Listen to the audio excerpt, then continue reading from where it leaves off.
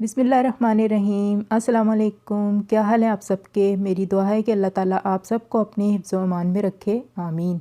आइए आज हम बनाते हैं एक नहायत इंटरेस्टिंग रेसिपी जो कि आपके बच्चों को तो नहायत पसंद आएगी। वो है sausages and chicken with vegetables in tomato sauce. इसके लिए जो इंग्रेडिएंट्स चाहिए वो आपको स्क्रीन पे नज़र आ रहे हैं और इसके अलावा आपको इसकी तफसील डिस्क्रिप्शन बॉक्स में भी मिल जाएगी। आइए अब ज़रा हम चलकर देख लेते हैं कि कौन से इंग्रेडिएंट्स इस रेसिपी के लिए हमें चाहिए होंगे। चलिए बिस्मिल्लाह करते हैं। यहाँ पर आप देख रहे हैं कि ये चिकन सॉसेजेस का पैकेट है मेरे पास, जिसमें कि 12 सॉसेजेस मौजूद हैं, लेकिन मैं इसमें से सिर्फ 5 सॉसेजेस इस्तेमाल करूँगी और उसको बिग चंक्स में काट लूँगी। ये फ्रोज़न मिलते हैं और तैयार होते हैं, रेडी टू कुक होते हैं। और ये हमारे पास है चिकन, जिसको मैंने क्यूब्स में काट लिया है, तकरीबन 1 कप के बराबर होगा। इसके अलावा ये हमारे पास ग्रीन वेजिटेबल्स हैं, जिसमें से पार्सले है और ग्रीन अनियंस हैं, उसके वाइट और ग्रीन पार्ट्स अलग कर लिए गए हैं। यहाँ कुछ मसाले हैं हमारे पास, जिसमें नमक है, क्रश्ड रेड चिली है और क्रश्ड ब्लैक पेपर है। इसके अलावा ये हमारे पास ब्राउन शुगर है। ये ग्रीन चिलीज़ हैं जो कि हमने विनेगर में डिप करके 1 घंटे के लिए रख दी थी। ये डार्क सोया सॉस है। ये टोमेटो पेस्ट है। अगर आपके पास टोमेटो पेस्ट अवेलेबल ना हो तो इसकी जगह टोमेटो केचप का भी इस्तेमाल किया जा सकता है। ये टोमेटो केचप है, जो अगर वो हमारे पास मौजूद ना हो टोमेटो पेस्ट तो हम इस्तेमाल कर लेंगे। ये थिनली चॉप्ड हमारे पास अनियंस हैं, क्रश्ड गार्लिक है,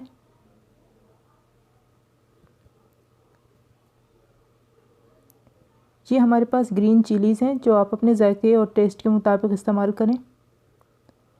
ये हमारे पास कलर्ड बेल पेपर्स भी मौजूद हैं। अगर आपके पास कलर्ड ना हो तो आप सिर्फ ग्रीन भी इस्तेमाल कर सकते हैं। यहाँ हम अपने वॉक में 4 टेबलस्पून्स कुकिंग ऑयल डालेंगे। मीडियम हीट के ऊपर हम इसे गर्म करेंगे और इसके बाद इसके अंदर हम क्रश्ड गार्लिक ऐड कर देंगे। क्रश्ड गार्लिक को हमने ज़्यादा पकाना नहीं है, बस एक बार चम्मच चला देना है और फ़ौरन ही इसके अंदर हमने चिकन क्यूब्स ऐड कर देने हैं। क्रश्ड गार्लिक को खुसूसन ख्याल रखना है कि इसका रंग चेंज ना हो, क्योंकि हमें इसकी खुशबू को बरकरार रखना है। चिकन के साथ जब ये मिक्स होकर पकेगी तो इसकी खुशबू चिकन में रच बस जाएगी, जिससे चिकन की स्मेल भी ख़त्म हो जाएगी और एक अच्छा जायका फ्लेवर उसके अंदर हमें महसूस होगा। इसलिए हमें गार्लिक को क्रश्ड लेना है, इसमें पेस्ट भी इस्तेमाल नहीं करनी। चिकन के पीसेस हमने ऐड कर दिए। अब इसे हमने फ़ौरन मिक्स कर लेना है यहाँ तक कि इसका रंग चेंज हो जाए और गार्लिक का रंग भी गोल्डन हो जाए। चिकन के पीसेस छोटे रखने हैं क्योंकि हमें ज़्यादा देर पकाना नहीं है और इसको गलने में टाइम ना लगे, इसलिए इसके पीसेस को खुसूसी छोटे रखना है, छोटे क्यूब्स में काटना है।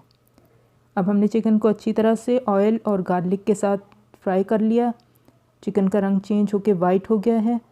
इसी स्टेज पर हमने इसको ज़्यादा देर नहीं रखना, बस थोड़ा सा गोल्डन शेड आते ही हमने इसके अंदर चिकन सॉसेजेस को ऐड कर देना है। हीट को मीडियम ही रखेंगे, ना स्लो करेंगे और ना ही ज़्यादा बढ़ाएंगे। अब देखिए चिकन का और गार्लिक का कलर गोल्डन हो गया है। हमें बस इसी तरह का कलर चाहिए था। अब हम इसके अंदर अपने सॉसेजेस, जिसको मैंने चंक्स में काट लिया है, उसको ऐड कर दूंगी और इनको भी इसी तरह मीडियम हीट पर इसके साथ ही अच्छी तरह से सौटे करेंगे। इस अमल में तकरीबन हमें 3 से 4 मिनट लगेंगे और हमारे सॉसेजेस थोड़े से स्वेल भी हो जाएंगे। सॉसेजेस वैसे तो प्री कुक्ड होते हैं और रेडी टू ईट होते हैं, लेकिन क्योंकि ये फ्रोज़न होते हैं इसमें थोड़ी सी स्मेल आ जाती है, इसलिए इसको इस स्टेज पर थोड़ा सा सौटे करना ज़रूरी है। अगर हम इसे सौटे नहीं करेंगे तो इसके अंदर से कच्ची सी स्मेल आती रहेगी, जो कि खाने में अच्छी महसूस नहीं होगी। अब देखिए चिकन के साथ जब सॉसेजेस पक रहे हैं तो ये थोड़े थोड़े से स्वेल होना शुरू हो जाएंगे। देखिए थोड़े से स्वेल हो गए हैं। इसी तरह हम इसको 2-3 मिनट सौटे करते रहेंगे और हीट को मीडियम रहने देंगे और इसको मुसलसल चम्मच चलाते हुए पकाना है, वरना ये कहीं से जलना भी शुरू हो जाते हैं। अब इसके अंदर हमने अनियंस ऐड कर लिए। अनियंस को हमने क्रश किया हुआ है और अनियंस को हमने बहुत ज़्यादा पकाना नहीं है, सिर्फ इनको सॉफ़्ट कर लेना है। जिस वक्त ये सॉफ़्ट हो जाएँ और ट्रांसलूसेंट कलर में आ जाएँ तो उस वक्त तक हमने इसको पकाना है और मुसलसल हमारा चूल्हा मीडियम फ्लेम पर ही है। अब प्याज़ों का कलर ट्रांसलूसेंट हो चुका है। अब हम इसके अंदर दीगर चीज़ें जो भी हमने इंग्रेडिएंट्स ऐड करने हैं वो ऐड करने का टाइम आ गया है। सबसे पहले हम इसके अंदर ऐड करने जा रहे हैं अपना टोमेटो पेस्ट। अगर आप टोमेटो केचप यूज़ करना चाहते हैं तो इस स्टेज पे टोमेटो केचप यूज़ करेंगे। ये हम इसमें विनेगर और red chilli green chillies add कर देंगे, साथ ही ब्राउन शुगर ऐड होगी। अच्छी तरह से इन चीज़ों को मिक्स कर लेंगे, साथ ही डार्क सोया सॉस भी डाल देंगे। इन चीज़ों को अच्छी तरह से पका लेंगे ताकि इनका जायका सॉसेजेस और चिकन में रच बस जाए। इस तरह ये टेंगी सा फ्लेवर इसमें आ जाएगा क्योंकि इसमें शुगर भी डली है और सोया सॉस भी डला है और साथ ही हमने विनेगर डाला है, तो एक बड़ा मज़े का टेंगी सा फ्लेवर इसमें ऐड हो जाएगा। अब हम इसके अंदर डाल रहे हैं black pepper, crushed red chillies और साथ ही हम इसमें सॉल्ट ऐड कर देंगे। सभी चीज़ों को अच्छी तरह से मिक्स कर लेंगे और 1 आध मिनट के लिए पका लेंगे ताकि सब फ्लेवर्स एक साथ यकजान हो जाएं। हमारी चिकन और सॉसेजेस इस स्टेज तक काफ़ी हद तक पक चुकी हैं। मज़ीद उन्हें अब पकाने से ज़्यादा हमें सिर्फ उसमें फ़्लेवर ऐड करना, हमारा मकसद यहाँ पे उनको गलाना नहीं, सिर्फ फ्लेवर्स ऐड करना है।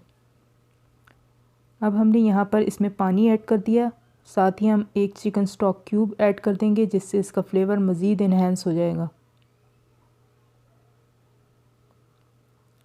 चिकन स्टॉक क्यूब को हम 2-3 टुकड़े करके डाल देंगे जिससे इसका फ्लेवर बहुत अच्छा हो जाएगा। मिनट पकाने के बाद हम इसको कवर करके 4 से 5 मिनट के लिए पकने देंगे ताकि तमाम फ्लेवर्स एक दूसरे में अच्छी तरह घुल मिल जाएं और हमारी सब चीज़ें एक यकजान हो जाएं।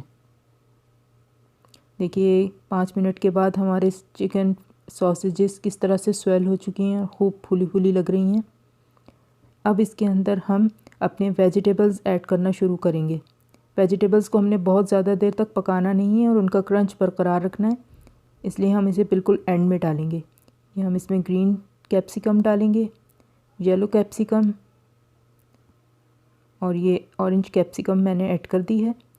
आप वेजिटेबल्स की मकदार कम या ज़्यादा अपनी मर्ज़ी से कर सकते हैं। यहाँ पे ये ग्रीन चिली स्लाइस्ड मैंने डाली हैं, ये भी आप अपने टेस्ट के अकॉर्डिंग डाल सकते हैं। अगर आपको ज़्यादा तेज़ पसंद है तो ज़्यादा डालिए और अगर बच्चों के लिए बना रहे हैं तो कम डालें। वेजिटेबल्स हमने ऐड कर दी हैं।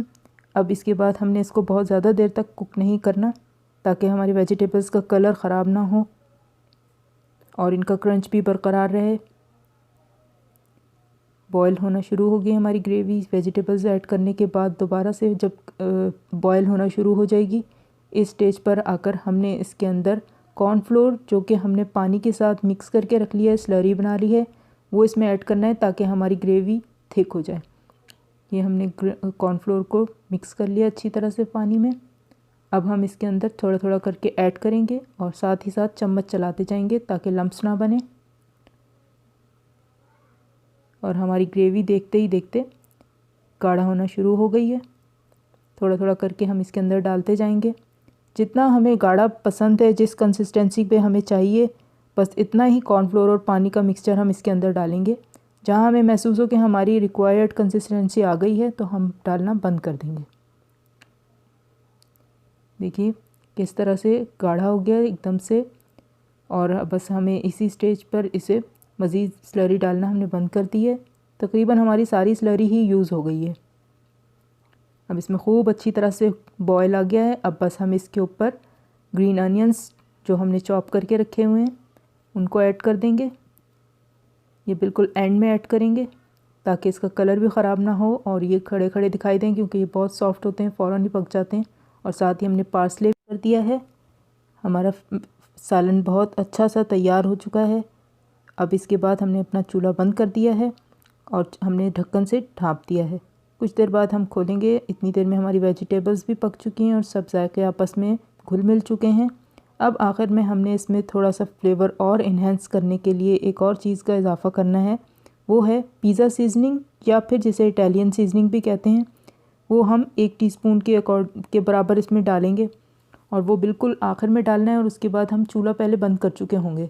क्योंकि इसका फ्लेवर इसी तरह आता है। अगर हमने ज़्यादा पका दिया तो उसका फ्लेवर ख़त्म हो जाएगा और खुशबू भी मर जाएगी। लिहाजा चूल्हा बंद करने के बाद हमने बिल्कुल एंड में इसके ऊपर स्प्रिंकल करना है पिज़्ज़ा सीजनिंग को। ये हमारे पास पिज़्ज़ा सीजनिंग है जिसे मैं 1 टीस्पून एंड में ऐड कर रही हूँ। ये अब हमारे पास सालन मुकम्मल तैयार हो चुका है। ये हमारी सालन की फ़ाइनल लुक है। देखिए आपको बहुत अच्छा लग रहा होगा, रंग बिरंगा, बच्चों को भी इंशाल्लाह बहुत पसंद आएगा और स्पेगेटी के साथ इसका टेस्ट बहुत अच्छा लगता है। आपके घर में जो भी चीज़ पसंद की जाती हो उसके साथ इसे सर्व कीजिए। वीडियो देखने का बहुत शुक्रिया। अगर पसंद आई हो तो लाइक, सब्सक्राइब, कमेंट और शेयर करना मत भूलिएगा। मेरी दुआ है कि अल्लाह ताला आपके दस्तरखान हरे भरे रखे और आपके रोज़ी रिस्क में इजाफ़ा फ़रमाए और सेहत व आफ़ियत अता फ़रमाए। इंशाल्लाह जल्दी किसी नई रेसिपी के साथ मुलाकात होगी। तब तक के लिए मुझे इजाज़त दीजिए। अल्लाह हाफिज़।